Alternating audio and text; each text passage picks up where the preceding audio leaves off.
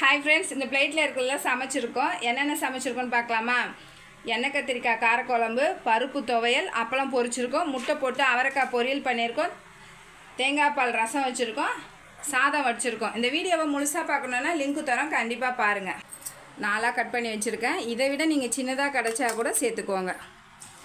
ஒரே ஒரு தக்காளி பழம், அவரைக்காவை ஒரு அளவுக்கு சின்னதாக கட் பண்ணி வச்சுருக்கேன்.